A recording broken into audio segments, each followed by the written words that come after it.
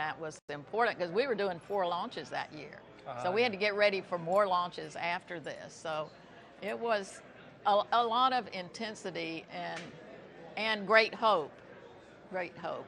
And it was certainly historic. We have some video and some pictures of you in the firing room here 50 years ago when you were sitting there at your console. In fact, you can see yourself spot shadowed there as the team prepared to launch. You were the only woman. What was that like? Well, I mean, I was just me doing my job, and I was very thrilled to be there. By that time, I had worked with men that were here in the firing room on all the propellant loadings for 8, 9, and 10. I hadn't sat at that console during liftoff, so Apollo 11 was my first opportunity to be there actually at liftoff. So it was doubly exciting for me. Many of the men in the room had already gone through the liftoff phase. So that was a special thing for me. And I've really, after that launch, I felt totally accepted as a member of the launch team. I was going to say that was the moment, Apollo 11, where you actually felt part of the team. Prior to that, though? Well, I felt part of the team, but I didn't get to experience liftoff in here with Dr. Debus and Von Braun and with all of the test conductors that I worked with on a daily basis. But that they thought it was okay for me to be here for launch, and I understand now, I've been told by people that Dr. Debus approved it and said, yes, Joanne's part of the team. She should be in here with us. So I was thrilled about that. Right. There must have been challenges along the way that you faced in your rise to this very unique position back then. Can you talk about some of those? Well, some men just resist change, and a woman coming into their workplace was a change.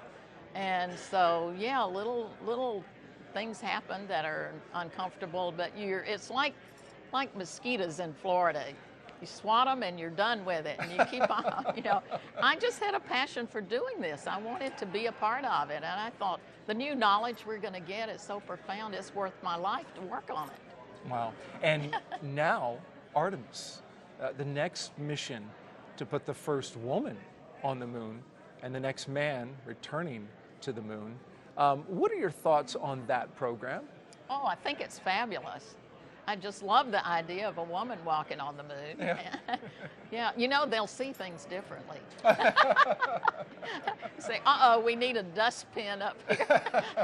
No, I'm kidding, but I just think this is a great idea, and I am so excited about a woman launch director here 50 years after I had to kind of work my way in over a 10-year period to be an instrumentation controller. I'm excited that there's going to be a woman launch director guiding a team through to launch. And we're going to talk to her in just a little bit. Certainly a special moment to be here. You ready to go out there and meet the new launch team for SLS? Absolutely, Yeah. absolutely. All right. Joanne Morgan, thank you so much for sharing this moment with us and sharing your experiences for Apollo 11. Well, it's great to be here. All right, thank you, Joanne. Now, in just a few minutes, as she mentioned, we will talk to another female in the firing room, and today she's in charge. But right now, we are just a few minutes away from the exact second when Apollo 11 launched from pad 39A 50 years ago today. Joining us now live from the pad is Kennedy Space Center Director Bob Cabana, who is live with Apollo 11 astronaut Michael Collins on a nice warm summer day. Bob, it must be pretty special to be out there right now. Absolutely. Good morning. I'm out here at the pad 39A with Command Module Pilot Mike Collins. Mike, it was 50 years ago this morning that you and Neil and Buzz headed out here to launch to be the first humans to set foot on the surface of the moon. What thoughts were going through your mind on the way out to the launch pad? Well, you know, as I came out on a launch pad today and got settled And can you hold the mic up? Yes, and as I came out today and settled into this comfortable chair, it was a wonderful feeling to be back at launch pad 39A. It was a difference this time. I want to turn and ask Neil a question and maybe tell Buzz Aldrin something. And of course, I'm here by myself, but at any rate, I know they would enjoy joining into this sort of a conversation as much as I'm looking forward to it. So did you find it different coming out for Apollo 11 compared to your Gemini 10 mission? I think the flights of Gemini 10 and Apollo 11 were quite different in one way. Of course, we rode up on a rocket, so that part was very similar, but the Gemini program got a lot of publicity, some of it worldwide, but nonetheless it had more of a local character. It was almost like a celebratory sort of event, like perhaps an athletic contest, whereas Apollo 11, on the other hand, was serious business. We crew felt the weight of the world on our shoulders. We knew that everyone would be looking at us, friend or foe, and we wanted to do the best we possibly could, put our best foot forward, and that required a great deal of work on our part, but not too much time left over for any of the things we might have more enjoyed. Absolutely. So having the weight of the world on your shoulders, I know you guys went through an extensive amount of training. Can you tell us a little bit about the training? How did it prepare you for the mission? I think the simulators were the heart and soul of our training. They were very good machines. They were excellent duplicators of what we would see in flight. Their one failing was that they couldn't duplicate particularly well the view out the window that we saw, but 99% of our work throwing switches and communicating with Houston, 99% of our work, we really didn't need to simulate the view out the window with great fidelity. And so the simulators were very powerful instruments, and we spent a lot of time in them. I think the command module simulator, I spent over 600 hours in it just preparing for Apollo 11 alone. What did you find the most challenging? Well, I always think of a flight to the moon as being a long and fragile daisy chain of events. Links in that chain, certain finite points along the route have names for them, like is going faster than escape velocity and slowing down into lunar orbit and so forth. But the point is, no matter how well things are going for you, you can't just relax and pat yourself on the back and say, well, isn't this wonderful? You have to say, okay, I got 17 down. What's number 18 coming up here? I better get on the ball and worry about it. So for me, at least, maybe it might have been different for someone else, but for me, at least, the flight was a question of being under tension, worrying about what's coming next and what do I have to do now to keep this daisy chain intact. So you guys were down here supporting the vehicle processing. You were training in simulators. You spent a lot of time in Florida. Was that a challenge for your families? And how did the families react to you going to the moon? Well, different families reacted in different ways. The way it was with my family, with three young children who should not be uprooted from their schools. My wife Pat stayed in Houston, and I was by myself here. Some crews imported their family from Texas to Florida, and that worked out well for them. But we used a different system, and it worked out very well for us. So we had a chance to visit crew quarters this morning, and we were in the dining room and the rooms where you stayed and the suit room and everything. Did it bring back any memories? How long were you in quarantine before the flight? You know, I don't know how long we were in quarantine before the flight. You know, quarantine was sort of a bureaucratic stamp that had been put on some piece of paper. It didn't really change too much our normal training routine, and I think we were in quarantine maybe 2 weeks, but if there's a historian out there, I'm sure that he or she will correct that number. Did you get a chance to see an Apollo Saturn V launch prior to yours? Yes, I did see. I saw not an Apollo Saturn, but I saw the first Saturn to launch, 501, and I will always remember it. We had pretty good seats for that. We were about, I'd say, between 2 and 3 miles away, which sounds like forever and a day, but when you're looking at a Saturn V, you certainly you find out in a big hurry that you're pretty close to it. The thing ignites, it takes off, it's very, very quietly, starts ascending, and you look out across the lagoon and you say, well, it's not a big deal. I've seen rockets go off before. And then it starts going up and picks up speed, going faster. It looks a little bit more impressive, but still nothing very exceptional. And then the shock wave from the rocket power hits you in the viscera. Your whole body is shaking. Your feet underneath you are shaking in the mud. And you think, my God, this is what they mean by power. This gives you an entirely different feeling, a different concept of what power really means. So you have to be there and have your belly shake before you can really evaluate a Saturn V. So did you get a chance to strap into the vehicle in practice before you actually launched? I mean, the first time you strapped in, that wasn't the first time. No, I don't think so. I think we'd been inside the vehicle quite a number of times going way back. Our command module, 107, I had nursed it through the assembly process in California. And so it and I were old friends. And then very graciously, I invited Neil and Buzz to come aboard under certain circumstances that I was going to be the czar of the trio. But I invited them in, and then we had various exercises that prepared us to do our separate duties after launch. I think we're going to get a video here, and we're coming up on the exact time of launch, and let's take a look at this video that's coming up. We've accomplished a successful mission if we land men on the moon and return them safely.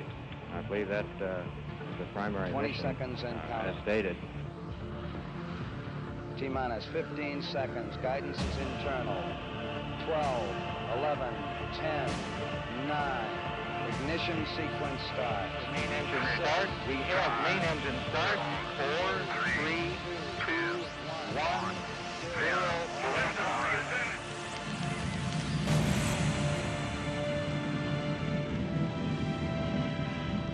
Apollo 11 was about exploration, about taking risks for great rewards in science and engineering, about setting an ambitious goal before the world. We find for the first time that man has the flexibility or the option of either walking this planet or some other planet, be it the moon or Mars or I don't know where. And I'm poorly equipped to evaluate where that may lead us to.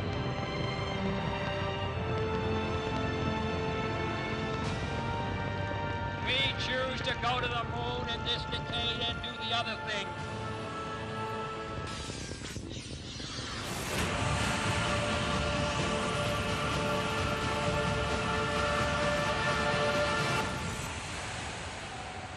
Perhaps the highlight for those of us in the LEM will probably be a successful touchdown. I really look forward to that the most this time. So, Mike, does that bring back any memories? You talked about what it was like watching a Saturn V launch. What did it feel like to ride that rocket? The feeling on board a Saturn V after engine ignition is quite different than what you might imagine.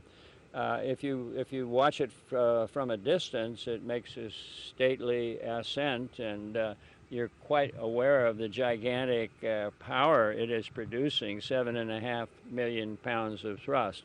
But inside, it's a different situation. Inside, you're not worried about your power so much as you're worried about your steering. And you're suspended inside the cockpit, not too far away from that launch umbilical tower that's right off to one side. As you lift off, if there's any imbalance, it's compensated for by the swiveling of your motors below you. You have 5 engines down there. And as you ascend very slowly, majestically inside, it's a different situation. You feel jiggling left to right, and you're not quite sure whether those jiggles are as big or small as they should be, or how much closer they're going to put you to that launch umbilical tower, which you do not very much want to hit right that moment. So it's a totally different feeling at liftoff.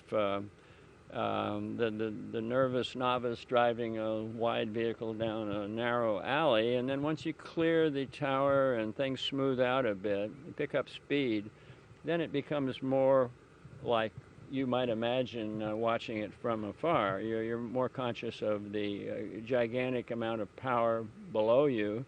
You're more conscious of the acceleration and the speed that you're picking up, and then you soon find out that your machine, your Saturn, breaks apart into pieces.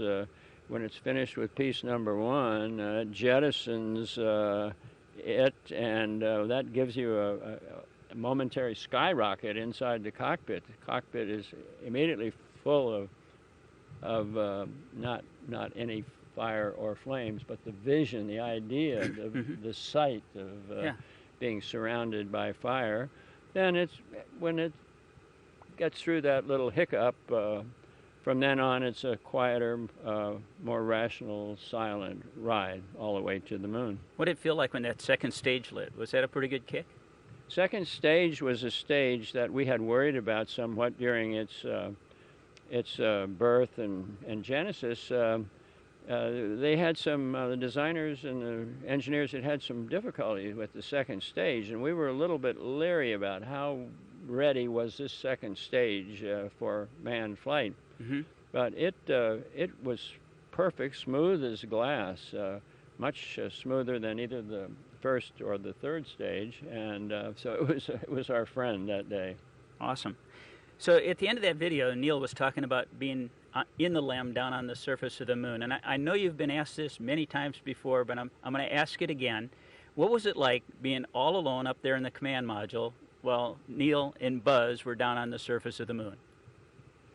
You know, I was amazed that after the flight, well, by the way, we were locked up in quarantine after the flight with a huge colony of white mice because they were worried that we might have brought back some harmful pathogens from the moon, and they wanted to keep everything under observation. So I was always asked, wasn't I the loneliest person in the whole lonely history of the whole lonely solar system when I was by myself in that lonely orbit? And the answer was no. I felt fine. I'd been flying airplanes by myself. That was being aloft in a vehicle was no novelty. I trusted my surroundings. I was very happy to be where I was and to see this complicated mission unfold. But the time that I was by myself, I was perfectly enjoyable. I had hot coffee. I had music if I wanted it. Good old command module, Columbia had every facility that I needed, and it was plenty big, and I really enjoyed my time by myself instead of being terribly lonely. I was not one iota lonely. Did you ever enjoy, did you guys feel like every time you had comm with mission control, did you enjoy the breaks from that when you were on the side of the moon where they weren't able to talk to you? Yeah, I think it's kind of nice. You know, the trip around the moon at 60 miles above the surface, that was my altitude. That's about a 2-hour deal, and of that, because it's almost like your radios can see around corners. They can't quite, but instead of being half of 2 hours, it was more like 40-some minutes of peace and quiet. And I enjoyed the peace and quiet. You know, mission control was our friends, our savior, our mentor.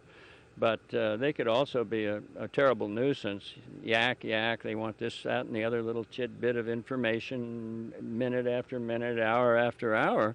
So to have a peaceful period of solitude was far from being terrifying, was very pleasant, nice, easy, and I enjoyed it. So did you have the opportunity to fly again? Did you choose to fly again or not fly again? And would you have liked to have walked on the moon?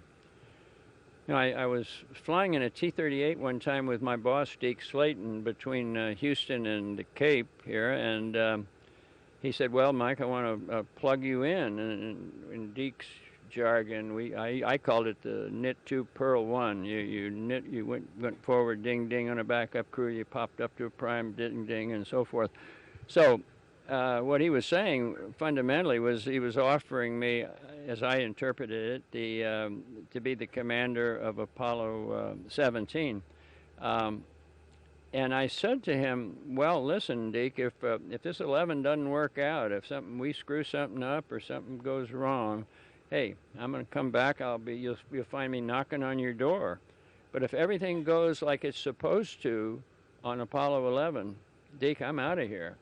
And the reason I made that decision to leave was composed of various aspects. Primarily involving the long interval. That would be another 3 years, I figured, in my life. 3 years of living in dingy motels in strange places, trying to learn new things, like once again, and I didn't find that too rosy a future. And the other thing was I was going to be separated from my family and with young children and a wife who had been wonderful about supporting me all the way through, including up to and through Apollo 11. I would be asking her to go through that whole rigmarole one more time, and that didn't seem fair somehow. So I put all those things together and told Deke, "Hey, I'm out." I didn't say I'm out of here, but I forgot what I said exactly. But he understood. He didn't question it, and that's the way it was. Sure. I still think one of the very best books about the Apollo era was your book, Carrying the Fire. Is there any epilogue that you'd add to it today? Anything that you'd add to that original book? I don't know. I have to go back and reread it. I remember rereading it a few times after it was published. I think it was published in '74, something like that. And I like that interval between 69 and 74 because it gave me a few years to stop and think about things and what I wanted to say. And yet it was close enough that I hadn't quite lost the memory, the detailed memories of these various components of a flight to the moon. But the addition to it, I think today, of course, there would be a number of additions that I would want to add. One would be the business of where do we go from here, and that's a fascinating question to pose, and I would address that if I were to do a retake of Carrying the Fire. So where do we go from here? That's a great lead-in. I'm a product of the Apollo generation, but we've got a lot of folks on planet Earth that weren't even alive back then, and we're trying to create the Artemis generation now as we return to the moon and try and get that first woman and next man on the moon in 2024. What do you think about our path forward? Well, I love the word Artemis, the twin of Apollo. I think that's a wonderful name. And more important than the name, it's a wonderful concept. I think women can do anything that men can do in space. Perhaps they can do it better. So I think Artemis, I like that. I like it. I like to roll it around in the tongue and turn it over and think about it. But I don't want to go back to the moon. I want to go direct to Mars. I call it the JFK Mars Express. John F. Kennedy gave us the Apollo Express, and that was a masterpiece of understatement, of succinct instructions. what Kennedy said helped us so much in our preparation for the first lunar landing. I cannot emphasize too much. Wherever we went, we would use Kennedy's name. You guys got to get busy here. You're lagging behind. You got to do this, that, and the other. You know, Kennedy said in the end of the decade, and I like to transfer that spirit from where we are to where we might go, and I would propose going direct to Mars under what I would call the JFK Mars Express. Now, having said that, I grant people who want to go back to the moon, I grant that they have a great deal of merit to their argument. And Neil Armstrong, who I consider to be a lot better engineer than I, thought that there were gaps in our knowledge, and that we could fill those chinks by a return to the moon, and that would assist us mightily in our attempt to go to Mars. So, Ken Sabe. Yep. So, and we believe, you know, the faster we get to the moon, the faster we get to Mars as we develop those systems that we need to make that happen. You mentioned Neil. You know, I wish Buzz were with us today, but we've lost one of your crew permanently. What are your thoughts? Do you have any fond memories of Neil that you'd like to share? What do you think he'd have to say if he were here with us today? Well, the Neil that I usually talk about when people ask me that question is not Neil flying to the moon or back, although he did a superlative job as a crew commander. No complaints there. But what I think of is Neil, the spokesperson for 3 men who were privileged to go around the world after the flight of Apollo 11 and explain to the world what it was all about, or what Neil thought it was all about. And he was a masterful speaker. He was an introverted person in many ways. He didn't want to grab the microphone, but if he found the microphone thrust in front of him, he could use it to wonderful advantage. He was very intelligent. He had an extremely wide background of knowledge, scientific knowledge, historical knowledge, really, probably more than scientific, but both. The history of technology fascinated him, and on our round-the-world trip, time after time, as our spokesman, he would make a speech. I'm so glad to be in your city here. Let me quick check and see which city I'm in right now before. He would have the audience just feeling like they had just almost crawled aboard Columbia with us by the time he was through his speech. He was wonderful in that regard. I think he was the perfect man of the group that I knew. I think there were probably 30 of us who might have been candidates to be first man, and of the I like the other 29, but of that group, I think Neil was the perfect choice, and I'm glad that Deke Slayton and others had the smarts to so decide also. Well, I couldn't agree with you more. He's one of the finest gentlemen I've ever met. But Mike, not to be surpassed by you. It's been a true privilege and an honor to be out here on the pad today with you on the 50th anniversary. Thank you so much for everything, and I wish you the very best, sir.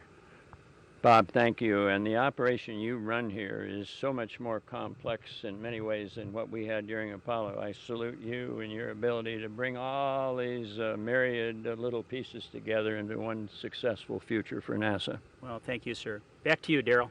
All right, Bob, thank you very much. That was an illuminating and at times entertaining interview. Thank you so much. Michael Collins, Apollo 11 astronaut, and Bob Cabana, the Kennedy Space Center director out at Pad 39A. Well, welcome back here to the firing room 1. As you can see, the room has been filling with people. There are 2 groups we're doing and inviting on this 50th anniversary of Apollo, a special event here. About 100 of the 400 Apollo 11 engineers who were in the firing room 50 years ago today are here now, as you see them there. And the second group, today's launch team for Orion and the Space Launch System, NASA's rocket and spacecraft that will take us back to the moon.